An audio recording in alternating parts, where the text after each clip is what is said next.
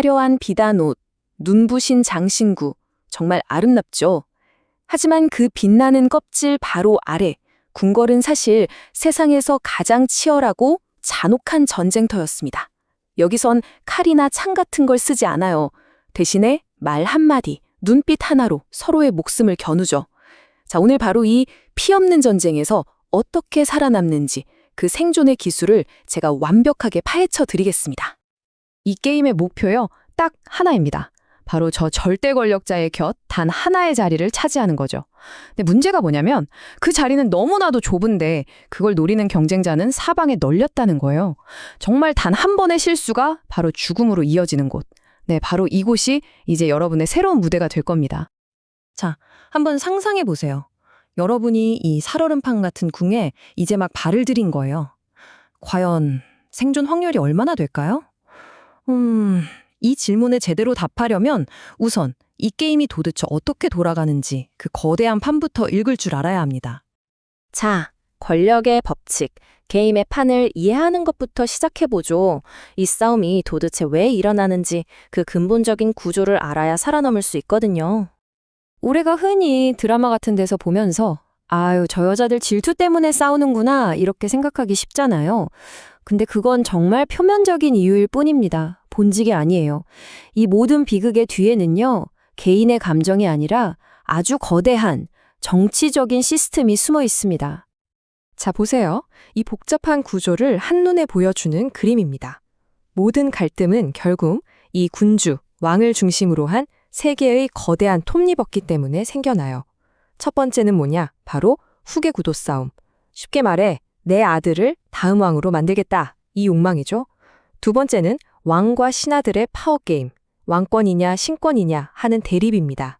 그리고 마지막으로 왕비나 후궁 집안이 권력을 다 먹으려는 외척의 득세. 이 세 가지가 서로 맞물려서 막 돌아가기 시작하면 궁궐 전체가 거대한 비극의 소용돌이에 빠지는 겁니다. 이런 거대한 정치판 위에서 나 혼자 힘으로 살아남겠다? 이건 그냥 불가능하다고 보시면 됩니다. 사나운 비바람 속에 보호막도 없이 홀로 서 있는 나무나 마찬가지예요. 당연히 가장 먼저 꺾이겠죠. 그래서 생존의 제1법칙, 무조건 강력한 정치 세력, 즉 내 편을 만들어서 그 보호막 안으로 들어가야 합니다. 이게 시작이에요. 자, 그럼 세력에 합류했다고 끝이냐? 아니죠. 이제부터가 진짜입니다. 살아남으려면 이 세 가지는 반드시 손에 쥐어야 해요. 첫째, 명분. 내 모든 행동을 정의로운 일로 포장하는 기술이죠. 둘째, 정보. 왕의 마음은 물론이고 경쟁자들이 뭘 꾸미는지 다 알아야 합니다. 그리고 마지막, 가장 강력한 카드죠. 바로 후계자. 아들을 낳는 것만큼 확실한 방패는 없거든요. 이 세 가지가 여러분의 운명을 좌우하게 될 겁니다.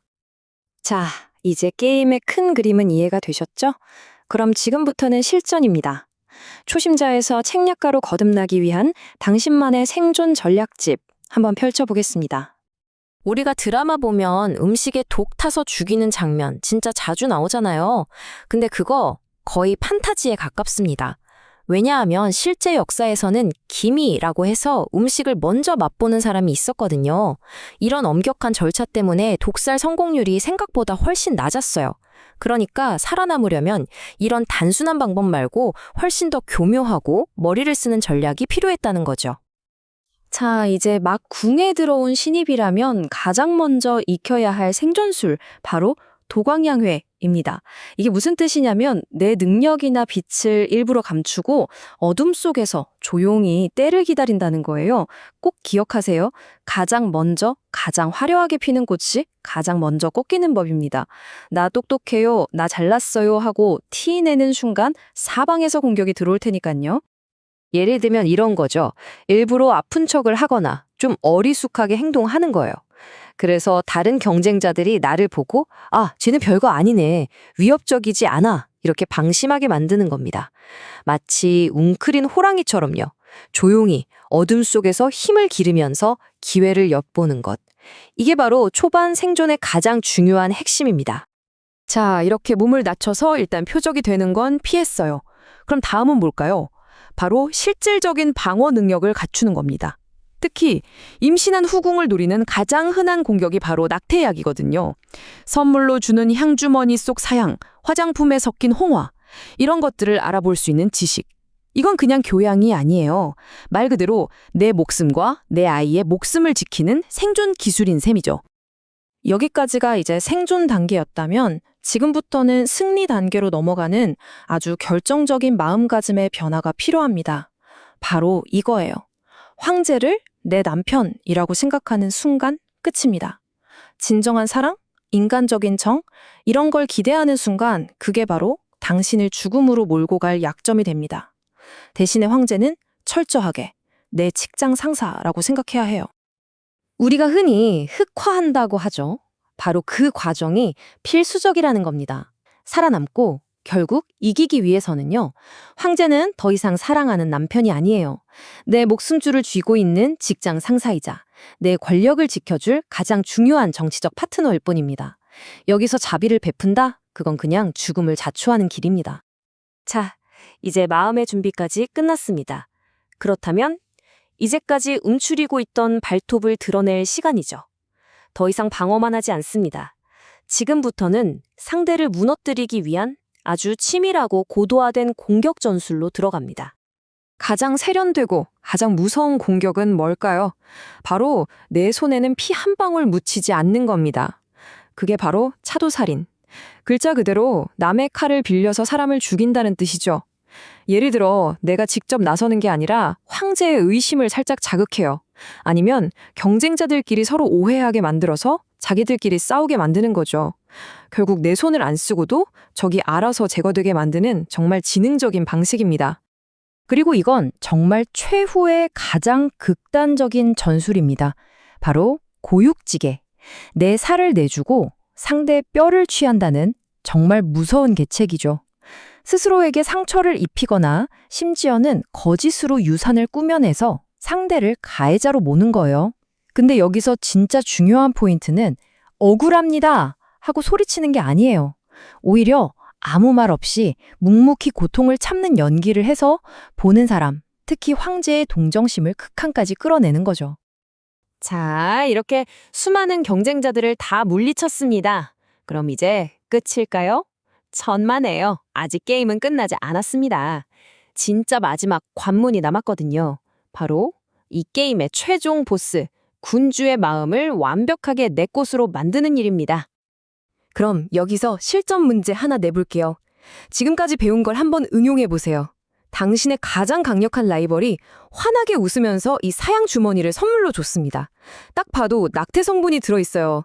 자, 여러분이라면 어떻게 하시겠습니까? 자, 여기서 선택이 갈립니다. 하수, 즉 초보자는 그 자리에서 이 안에 사양 들었잖아요 하고 소리치겠죠. 하지만 증거가 없잖아요. 그럼 오히려 모함죄로 역공을 당해서 자기가 위험해집니다. 반면에 진짜 고수는 어떻게 할까요? 일단 모르는 척 정말 감격한 표정으로 받습니다. 어머, 너무 고마워요 하면서요. 그렇게 상대방의 경계심을 완전히 무너뜨린 뒤에 더 큰 그림을 그려서 완벽한 카운터 펀치를 날릴 준비를 하는 거죠. 결국 이 게임의 진짜 승리는요, 경쟁자들을 그냥 다 없애버리는 게 아니에요. 그건 1차원적인 생각이죠. 궁극적인 목표는 이겁니다. 바로 군주에게 대체 불가능한 단 한 사람이 되는 것. 다른 후궁들이 모두 비싼 보석이나 더 높은 권력을 탐낼 때 당신만은 달라야 합니다. 당신은 군주의 지친 마음, 그 누구도 알아주지 않은 고독을 파고들어야 해요. 기억하세요. 이 궁궐이라는 곳에서는요, 마음씨 착하고 인심 좋은 사람이 역사를 쓰는 게 아닙니다. 때로는 냉혹하고 비정하게 어떻게든 끝까지 살아남은 바로 그 사람이 역사를 쓰는 법입니다. 여기서는 생존 그 자체가 힘이고 승리인 셈이니까요. 자, 오늘 우리가 함께 살펴본 이 모든 복잡한 전략들 결국 이 4가지 법칙으로 요약할 수 있습니다. 첫째, 비유로 공격하고 직접적인 모욕은 피하라.